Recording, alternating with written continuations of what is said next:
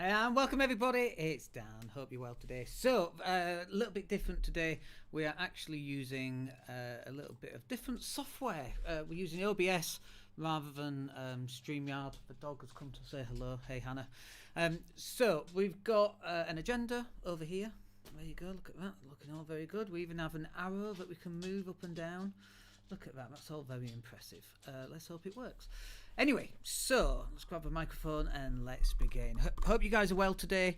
It is Tuesday the 9th of November, and in today's agenda, well, you can see it just there. We're going to talk about every £1 spent elsewhere, and really what this refers to is about other people who are taking your money effectively. It's like, who's got my money? And it's your competitors have your money. Because your competitors, every time they go out and generate a new lead, they generate a new client. Let me just put that arrow in the right place. If you're listening to this on the podcast, by the way, you need to come into the group and come and join me. It looks pretty cool. But every time you have a client that's not spending money with you, they're spending it elsewhere. And so, you know, it might be a £200 product that you're selling. And if you're selling a £200 product, and it's going to somebody else and it's not going to you, well, I think that's a bit of a problem. You know, we run a digital marketing agency, so every time one of our competitors goes and gives £1,000 to one of our competitors, that's £1,000 that we're not making. And if it's 20 of those people or 50 of those people or 100 of those people in Leeds or Manchester or London, then all that money's going somewhere else. Why is it not coming to us? And so it bothers me, and it should bother you. And it's this idea that every pound that your client is spending everywhere else but you is going to affect your business. And so you've got to kind of sit back and, you know, we just had a meeting today here at the Villa in Spain, which is where we work from. And we got Graham, we got Mairead, and they came around. We had a little meeting just outside on the terrace, and it's really nice because it's outside and it's in the sun and it's nice and warm, and we get a coffee on. In the olden days, we used to go down to the local coffee shop, but I realise I'm from Yorkshire and I'm far too tight for that. So now I get people to come around. But also, we've got the whiteboard here, we've got the dogs, which is also nice. We've got the coffee and the Coke, and we've got everything here basically. But you know, we were talking about this. It's like people spending money with other people. It should be in our pockets. It should be coming to us so that we can then offer our clients more services. You know, we just added search engine optimization, for example, as an additional service. And one of the reasons why we were able to add that as an additional service is because we actually closed a couple of clients, which in turn paid for our SEO guy, who's really, really good, by the way. So that paid for him to come along. And now we've got the SEO guy, we're able to close SEO clients. And so we started working on that. And so now, because we've been able to get SEO clients, that money then goes into getting yet another website designer.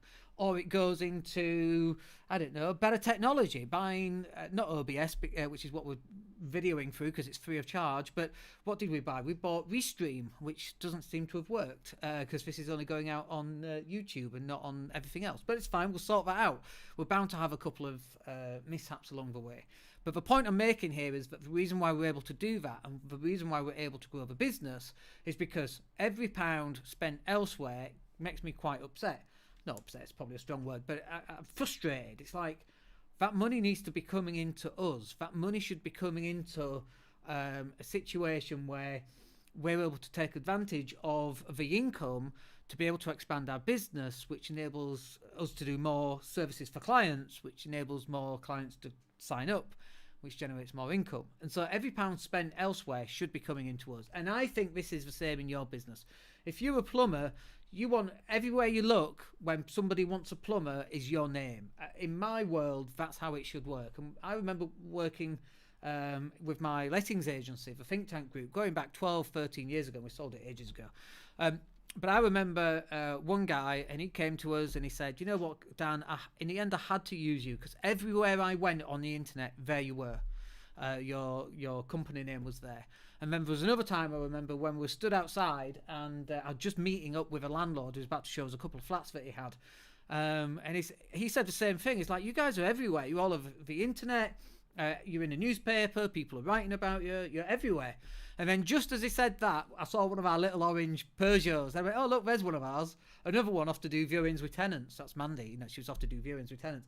And he was like, oh, my goodness me. So obviously he then signed up signed up for us. And then a third one as well I'll tell you about. I was in a coffee shop and I was having a meeting with one of our team members, and there was a girl, I say she was about 18, 19. She was sat with, obviously, her dad. And she was going through one of the lettings lists of all the properties. Bear in mind, this is quite some time ago, before Facebook really existed. I mean, it existed, but it didn't, exist. Before social media and so on, websites we had. But she was sat there with her dad, and she was going through some other lettings agencies' list of all the properties they had. And obviously, I can't help myself because I've got a bit of a big mouth on me. So I said to her, look, I hope you don't mind me saying so, but I can't help but notice you're looking at properties. I own a lettings agency. Would you consider having a look and see what we've got? And I handed her one of my orange business cards, and she was like, oh, you guys, yeah, I've already got viewings booked in with you tomorrow. And that's exactly how it should be. You should be in all areas at all times. Where anybody goes, you should be there. When someone's looking for something, you should pop up, and that constant reminder of who you are and where you are. That's really, for me, what marketing is. I mean, don't get me wrong, there's a whole bunch of stuff behind it to do with brand values, what the offer is, and all of that good stuff. But this is about you getting every pound that a person is going to spend on a business that's in your industry. Why is it not being spent in your business? And so that's what that's about. It's about you being able to generate enough income so that you can add more value, you can add more services, and you can even offer them free of charge. The bigger you get, the more free of charge things that you can do. So I'll give you an example. At some point in the future, we are highly likely to have a recording studio. And by that, I mean like a video recording studio, a little bit nicer than this one, which is actually in my lounge right now, but we've got some nice colours and a nice screen display and so on. But in a couple of years' time, I expect we'll have one in Leeds and one probably on the outskirts of London, because I'm too tight to pay for it in London. But it will be something where people can just turn up and they'll do interviews and they'll do podcasting and they'll do video recording, and it will be included in their package. And they just, they get 2 or 3 a month, they get an hour allocated, and they just come and there's someone to interview them, and it's all completely free of charge. I mean, they're paying for it at some point because they'll be paying for it in their subscriptions, but their subscription doesn't increase if they use it or not. It's just a resource available. Now, the only way that we can actually get to that stage in my business is by generating all those £1 that should be going elsewhere comes into our business. Then we're able to offer all these additional services, which I think is really cool. And the other thing that we're going to offer a lot sooner, probably next year, and actually the pandemic kind of stopped this going ahead, but one of the other services that we're actually going to offer is live training. So one of them will be here in Spain. It'll be like in June time. And if you've been a client for the way that we work, you sign up for 4 months, and then if you like what we do, we get you to sign up for a 12-month contract. That's how it works, and it's a rolling contract, which means that we're able to forecast how much income we'll have in the future. But anybody who's on the 12-month renewal, they can come over to Spain. It's completely free of charge, and there's 2 days of quite intense training, actually, plus paddle surfing, going out on a speedboat, all that funky stuff. So that's what we're actually going to include. It should have happened last year, but unfortunately the pandemic came along, and we didn't want to do any meets, and you couldn't travel anywhere. But the more income we're able to generate, the more funky stuff like that we're able to do. And then on top of that, we're also on about running quarterly events. So it'll be a one-day event. It'll be a place in London, the Midlands, or up north, and it'll rotate basically. And people come, and it's a networking, and there's some training, and we'll probably have a guest speaker. But again, the only reason we can do that is because every £1 that's spent elsewhere, our goal is to bring that money into us so that we can offer more services. And this is exactly what you should be doing in your business as well. Okay, so let's move on to the next one. I hope that was useful for you. It just gives you a little bit of an insight into what we do and why we do it. And what we find is that people get actually quite a lot of inspiration from that kind of thing. So let's talk about Google messing up, shall we? Well, this week has been an interesting week. So there's something called Google My Business, GMB as we call it in-house, Google My Business. And Google My Business is when you do a search for something, plumbers in Leeds, and Google, as well as showing ads and as well as showing the organic results, actually shows you a map. And on that map, it's got little red dots, and these are the Google My Business. We can probably show you an example, actually. just to get really fancy. Plumbers in Leeds. Let's have a look at this. Just to get really fancy here, we can probably show you.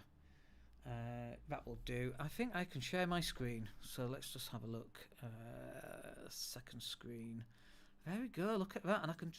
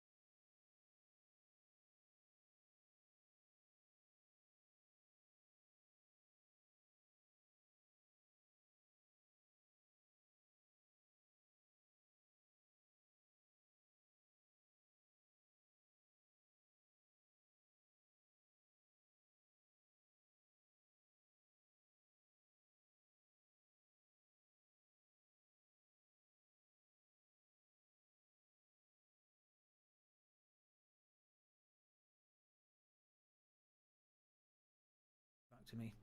There we go. So Google, for whatever reason, have decided that when we were adding more locations, Google came along and went, yeah, we'll delete the original location. And it's like, what's going on? And it turns out that this is an error in Google's API. Like, how many errors must there be in Google's API? Like 3? Well, we found one of them. It just goes to show how much work we actually do, I think. Because if someone's going to find the error with Google, lo and behold, it's us. So I kind of thought it was quite funny, really, on one hand, but then also horrified that Google's API deleted the original listing. So we are working with Google to get that back. And obviously Google like, oh no, once it's gone, it's gone. It's like, no, dude, that's not how it works. And what's interesting is that if I go and delete one of our own Google My Place listings, it's never deleted. It's impossible to delete. You simply can't delete it. But for some reason, Google's API made a decision to delete it. Nobody knows why. Nobody can tell us anything about it. We did a quick search on Reddit and we got some confirmation that other people have also had this exact same problem. So we're working with Google to help our client get their listing back. But it just goes to show that it doesn't matter how many times you've done this. Google's API has an opportunity to mess it up. And it's really interesting because, I go on a website or I go on to Google Drive. So I'll type Google Drive on Google and then it takes me to the Spanish version. Now, Google knows more about me than I know about me, right? It knows everything. It knows what food I like to eat. It knows what time I wake up. It knows what my weight is. Google knows everything that there is to know about me, right? And far more than I ever knew about me. So it probably knows what I'm going to have for lunch and I've not even decided yet. That's how good Google is. And we say that, and yet Google can't work out that I still don't understand Spanish. Because it demonstrates, when I go to Google Drive, it puts it in Spanish. I'm like, I use Google Translate almost every day of my life. Google, you must understand that I don't know how to do stuff. So on one hand, Google's amazing, and then on the other hand, my goodness me, doing the most basic, simple things, and Google really seems to mess up. So it's a bit of a nightmare sometimes. Anyway, so next one. 14 new clients from a £60 ad spend. Let's talk about that, shall we? Let's just grab a quick drink because my throat is feeling a little bit rough. Okay, so 14 clients from a £60 ad spend. So just recently, we've taken on a client, and that client, I'm not going to tell you what they do or where they're based or any of that stuff. But we ran a Facebook ads campaign for them, which basically sent them to a form. And there's various ways in which you can do this. You can send them to a form and they can fill in a form, or you can send them to a landing page and they can download like a discount voucher effectively.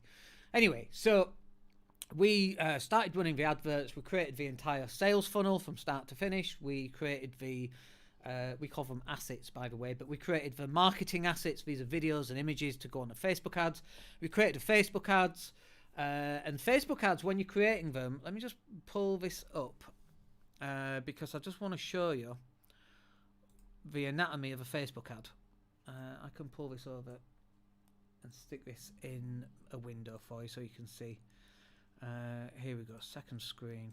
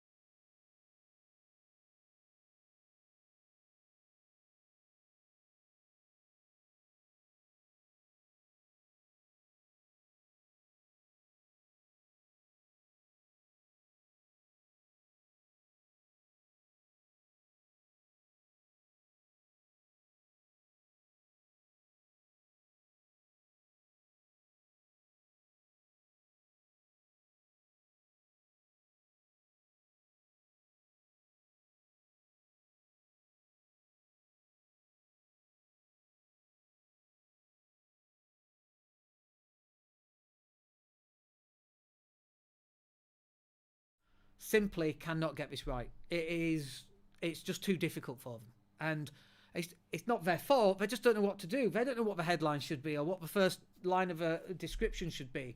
They don't know what the link should be. They don't know what the rest of the description should be. What's the call to action? What should your images be like, and so on. So they kind of struggle with that. But again, that's why you need to use us. If you want to run Facebook ads, you should be using a company that specialises in Facebook ads and funnels. That's the whole point. Anyway, what are we up to next? 6 weeks to Christmas. Quick drink and then we'll crack on with that as well. So we've only got 6 weeks to Christmas. It's the 9th. Let's just pull up the calendar, see where we are. We got 1, 2, 3 to the 7th. Oh no, let me do that again. 1, 2, 3. We've got 4 weeks up to the 7th. 5, 6 takes us to the 21st. So basically, Christmas Day is, well, let's call it the Friday the 24th. Christmas Eve is when everybody's going to stop working, isn't it? I mean, some people stop working already, for crying out loud. But basically, this Friday is 6 weeks left until Christmas. And, you know, we talked about this in a podcast last week or the week before.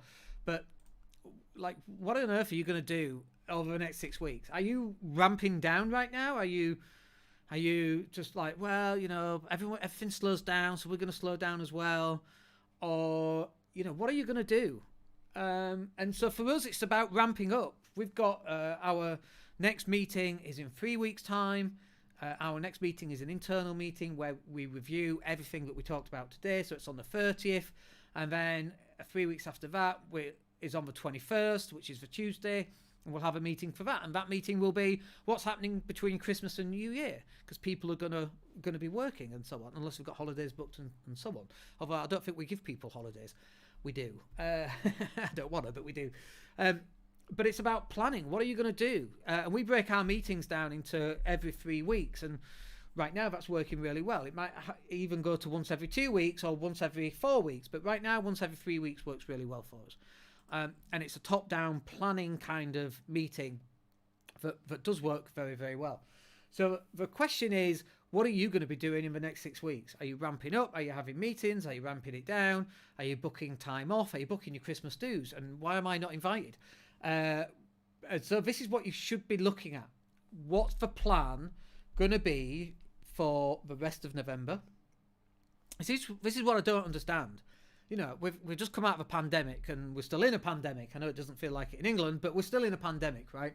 So we come out of a pandemic, and people are after more bank holidays. I'm like, dude, you've been home for 18 months. What do you need another bank holiday for? If you're ramping it down towards the end of November because you're into December, and on the pretense that this is now Christmas, you've missed a 12th of the year out. And it's not just the 12th. You've then got summer holidays, so you might have 2 times 2 week holidays over summer. So there's another month. So that's like, I don't know what that is. Is that about 30% of the year you've just lost? 30% in productivity? Like, think about this. If you lost 30% of your income, would that have a disastrous effect? I think so. And what we talked about right at the start, which is up here, about every £1 spent elsewhere, you know, that should be in your pocket. So people are ramping down, and I'm like, what are you ramping it down for? You should be ramping up. You should be building up your business so that you're going to get really, really busy over the Christmas period. Now, one of the problems that most people have, and the reason why we don't want to actually ramp it up, is that if they ramp it up, it's them that end up having to do the delivery of all the products or services for their clients. Now, in my business, it doesn't work like that. So we employ people all around the world. They all celebrate Christmas at different times even. Just because in the UK we celebrate it on the 25th of December. Here in Spain, for example, where we've got a couple of team members, they don't celebrate Christmas Day on Christmas Day. It's for Three Kings. It's on the 6th of January. And then the next day they normally go back to school. It's a bit weird, but that's what happens. And it's usually quite inappropriately done as well, which I won't go into because it just gets people very upset, but they won't go into it. But anyway, it's just do your research on the Three Kings and you'll see what I mean. But you know, some people will be celebrating different holidays at different times, and then other people around the world will have their own holidays at different times to us, and it's all good. But my job is to ramp up the business, close as much business as we can, and then we pass it on to our delivery team, and their job is to deliver what I've sold effectively. Now, at some point, and I quite enjoy this, and I kind of don't want to be letting go of this right now, because I do enjoy it. I like getting on calls. We had a call just this week or last week. Last week, I think it was. And the phone call was a guy who is ready to sign up. I'm like, no, dude, we don't want you signing up just yet. You've got some other stuff that we want you to work through before you sign up for us. Because what you want us to do won't be successful until you put yourself in the right place mentally and that kind of thing. And he had some stuff he had to go through. So although my job is to ramp up our business, it's done on an ethical and a moral point of view from our business. And people say, well, who are you to decide that? Well, I run the business, and we don't want clients signing up that won't get the right results because their headspace isn't correct. And so that's what we do. That's just how we operate. It's just who we are. And I think that's a good thing, right? But my job is to sell the stuff, and that's going to be outsourced at some point. Probably Q3 next year is probably what we're looking at, quite frankly, because I enjoy it so much. But with what it's looking like in terms of our new clients coming on board, it's going to be too much for me to be doing that. So we're going to have to get a team in place and so on. And then, of course, our delivery team will have to grow as well. But that then ties into what we were talking about earlier about bringing people over to Spain and doing these quarterly events over in the UK and adding all this extra value, because we're able to do it because we're forecasting how the business is going to grow. And so when we're doing this 6 weeks up to Christmas, we're ramping up the business. We're not slowing down. On Christmas Eve, I'm not slowing the business down. We're ramping it up. If I get someone who wants a strategy call on the 28th of December, I'm doing a strategy call. I remember playing snooker a number of years ago, and it was Friday, 6 o'clock, and it was a sales guy, and one of his customers was phoning him, and he was saying, I'm not answering it, I've finished now for the weekend. And I'm like, dude, do you not want commission? Like, if that was your business, you'd be different. Now, don't get me wrong, you have to have your holidays and your time off and that kind of thing, but remember what we were talking about earlier? Every pound spent elsewhere is a pound that you've lost. And I don't want that. I want the money coming to us. We can have holidays later on. And don't get me wrong again, I'm not into working really, really hard. I probably work far less hours than most people do. My team understand I don't work a lot of hours, because my job is different to everybody else. My job is about creating what you see on screen right now, and the content, and the building relationships and closing clients and all that extra stuff. It's done differently. Which if you sign up and you join one of our training courses, you'll learn about, because we teach how we do that, about how you shouldn't be the person doing everything and how to get yourself out of that if you're currently doing that. But the 6 weeks up to Christmas, like, it's really important. Next week it'll be 5, then it'll be 4, then it'll be 3, and those 6 weeks you want to look at when you're hitting a new year and you're looking back at these last 6 weeks. You want to be looking at what did you do and how did you perform. You don't want to be looking at some level of regret. Well, I took too much time off, and could we close 10 more clients, 20 more clients, 30 more clients? And what would be the impact on our business? What would be the impact on our bottom line on that? Can we grow even faster? Excuse me. What can we do there to improve, our lot? And we don't want to look back and have regret. And I don't want you guys to look back and have regret either. Anyway, I hope that's useful for you. I'm going to go check to see where this live went out. I think it only went out on YouTube, so we failed, because it should be going out everywhere. But we'll find out how to do that, and we'll fix it for the next time. Hope you guys have yourselves a wicked time, and we'll catch you on the next one. My name's Dan Latto. Take care.